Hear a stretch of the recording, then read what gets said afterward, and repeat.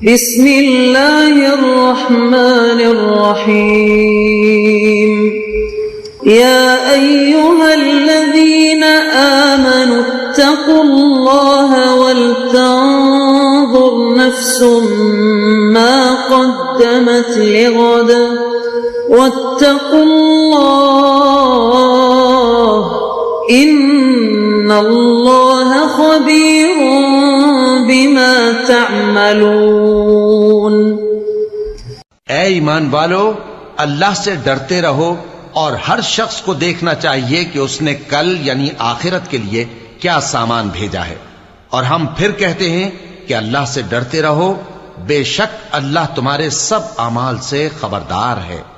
بسم اللہ الرحمن الرحیم، الحمد للہ رب العالمین، والصلاة والسلام على اشرف الانبیاء والمرسلین وعلى آلہ واصحابہ اجمعین ومن تبعہم بإحسان الى یوم الدین۔ قابل صد احترام حضرات شائقین و شائقات سچا پیغام، السلام علیکم ورحمۃ اللہ وبرکاتہ۔ آج کی محفل میراث النبی کے نورانی پروگرام میں آپ کا استقبال ہے۔ اہلا و سہلا مرحبا۔ ہم آپ تمام حضرات و مستورات کا خیر مقدم کرتے ہیں۔ محترم حضرات و خواتین، تعلیم کا آغاز ہو رہا ہے۔ سب سے پہلے آداب تعلیم کا لحاظ کرتے ہوئے تعلیم کی طرف متوجہ ہو جائیں۔ پورے دھیان سے سننا، عمل کی نیت سے سننا اور تبلیغ کی نیت سے سننا، یعنی سنی ہوئی باتیں دوسروں تک پہنچانے کے جذبے سے سننا۔ چند خاص آداب تعلیم ہیں، امید ہے کہ آپ حضرات ان آداب کا ضرور خیال رکھیں گے۔ جزاکم اللہ۔ بسم اللہ الرحمن الرحیم۔ حضرت عمر رضی اللہ عنہ فرماتے ہیں کہ میں نے نبی کریم صلی اللہ علیہ وسلم سے عمرہ جانے کی اجازت مانگی۔ آپ صلی اللہ علیہ وسلم نے اجازت مرحمت فرما دی اور فرمایا، اے میرے چھوٹے بھائی، اپنی دعاؤں میں ہمیں نہ بھولنا۔ حضرت عمر رضی اللہ عنہ فرماتے ہیں، حضور صلی اللہ علیہ وسلم نے یہ جو مجھے اپنا بھائی فرمایا، یہ ایسا کلمہ ہے اگر اس کے بدلے مجھے ساری دنیا بھی مل جائے تو مجھے ہرگز خوشی نہ ہوگی۔ ایمان امید اور خوف کی درمیانی حالت کا نام ہے۔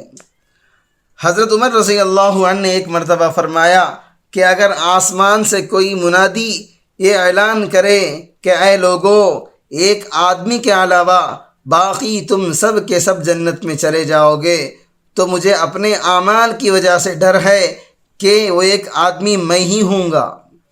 اور اگر کوئی منادی یہ اعلان کرے کہ اے لوگو، ایک آدمی کے علاوہ باقی تم سب کے سب دوزخ میں چلے جاؤ گے، تو مجھے اللہ کے فضل سے امید ہے کہ وہ ایک آدمی میں ہی ہوں گا۔ ایمان اسی خوف اور امید کے درمیان کی حالت کا نام ہے۔ حضرت عمر رضی اللہ عنہ کا عدل و انصاف۔ امام شافعی رحمۃ اللہ علیہ فرماتے ہیں کہ حضرت عمر رضی اللہ عنہ حضرت ابی بن کعب رضی اللہ عنہ کے درمیان کھجور کے ایک درخت کے بارے میں جھگڑا ہو گیا۔ حضرت عمر رضی اللہ عنہ نے فرمایا، آؤ ہم آپس کے فیصلے کے لیے کسی کو ثالث مقرر کر لیتے ہیں۔ چنانچہ ان دونوں حضرات نے حضرت زید بن ثابت رضی اللہ عنہ کو اپنا ثالث بنا لیا۔ یہ دونوں حضرات حضرت زید رضی اللہ عنہ کے پاس گئے اور حضرت عمر فاروق رضی اللہ عنہ نے فرمایا، ہم آپ کے پاس اس لیے آئے ہیں تاکہ آپ ہمارے درمیان فیصلہ کر دیں، اور امیر المؤمنین ہو کر میں خود آپ کے پاس اس لیے آیا ہوں کیونکہ قاعدہ یہ ہے کہ فیصلہ کرانے والے خود ثالث کے گھر آیا کرتے ہیں۔ جب دونوں حضرات حضرت زید کے پاس اندر گھر میں داخل ہو گئے تو حضرت زید رضی اللہ عنہ نے حضرت عمر فاروق رضی اللہ عنہ کو اپنے بستر کے سرحانے پر بٹھانا چاہا اور یوں کہا، اے امیر المؤمنین، یہاں پر تشریف رکھیے۔ حضرت عمر فاروق رضی اللہ عنہ نے ان سے فرمایا، یہ پہلا ظلم ہے جو آپ نے اپنے فیصلے میں کیا ہے۔ میں تو اپنے فریق مخالف کے ساتھ بیٹھوں گا۔ حضرت ابی رضی اللہ عنہ نے اپنے دعویٰ پیش کیا، جس کا حضرت عمر فاروق رضی اللہ عنہ نے انکار کر دیا۔ حضرت زید رضی اللہ عنہ نے حضرت ابی رضی اللہ عنہ سے کہا، قاعدے کے مطابق انکار کرنے پر مدعا علیہ کو قسم کھانی پڑتی ہے، لیکن میں آپ سے درخواست کرتا ہوں کہ آپ امیر المؤمنین کو قسم کھانے کی زحمت نہ دیں، اور میں امیر المؤمنین کے علاوہ کسی اور کے لیے درخواست نہیں کر سکتا۔ حضرت عمر فاروق رضی اللہ عنہ نے اس رعایت کو قبول نہ کیا، بلکہ قسم کھائی اور قسم کھا کر کہا، حضرت زید رضی اللہ عنہ صحیح قاضی اس وقت بن سکتے ہیں جب کہ ان کے نزدیک عمر اور ایک عام مسلمان برابر ہو۔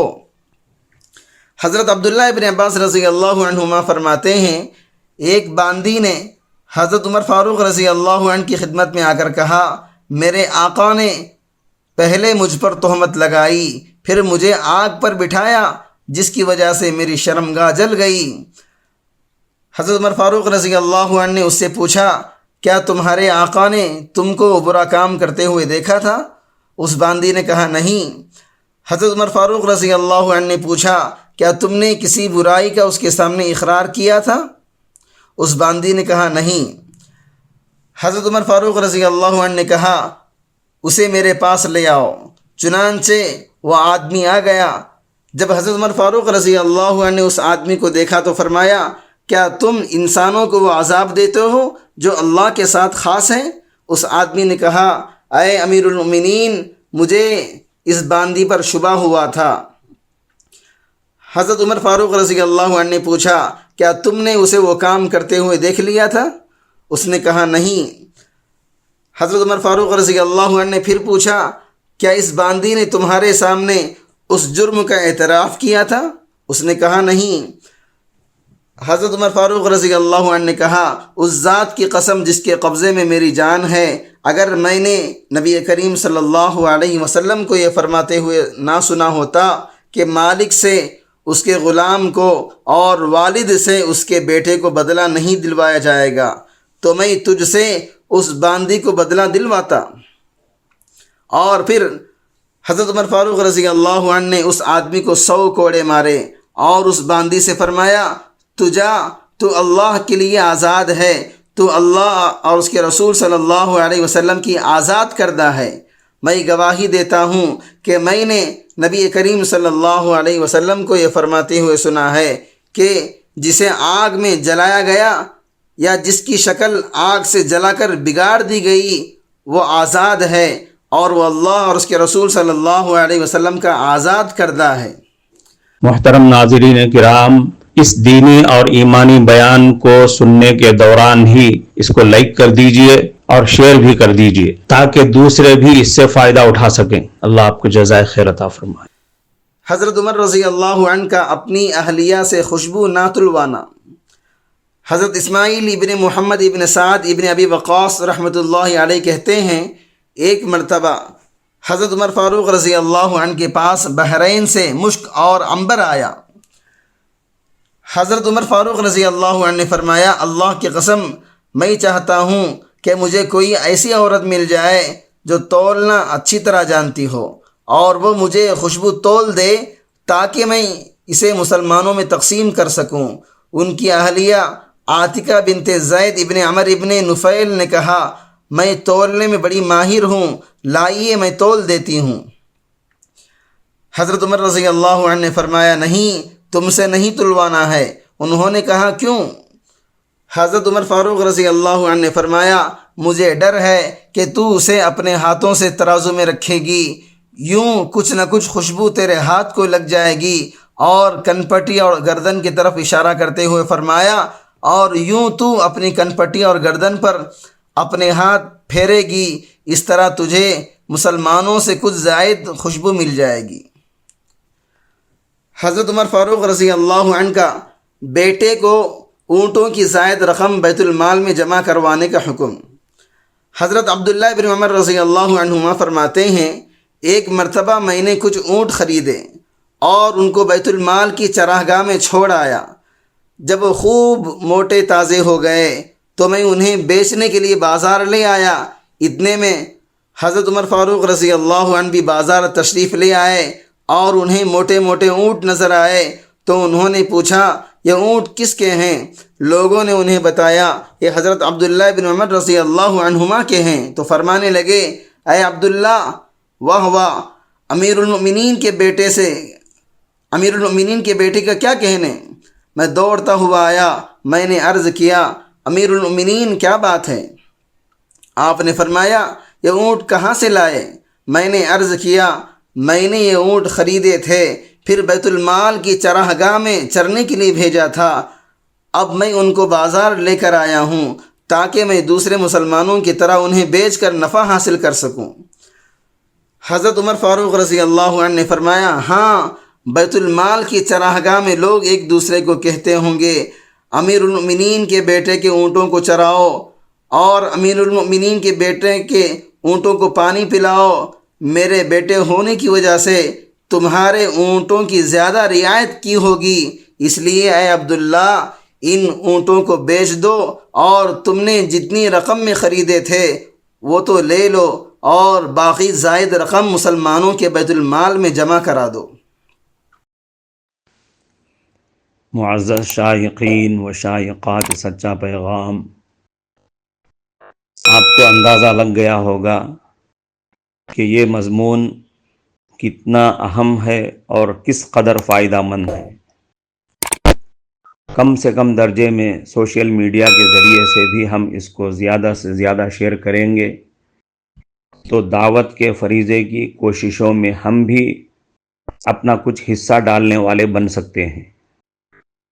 لہٰذا زیادہ سے زیادہ اس کو عام کریں تاکہ پوری دنیا کے ہندوؤں کی غلط فہمی دور ہو جائے اور انہیں یہ زمینی حقیقت معلوم ہو جائے اور وہ اپنے اصل مذہبی لیڈر پیغمبر آخر الزماں حضرت محمد الرسول اللہ صلی اللہ علیہ وسلم کو ماننے پر مجبور ہو جائیں اور کلمہ پڑھ کر آپ کے ساتھ ساتھ وہ بھی جنت میں جانے والے بن جائیں۔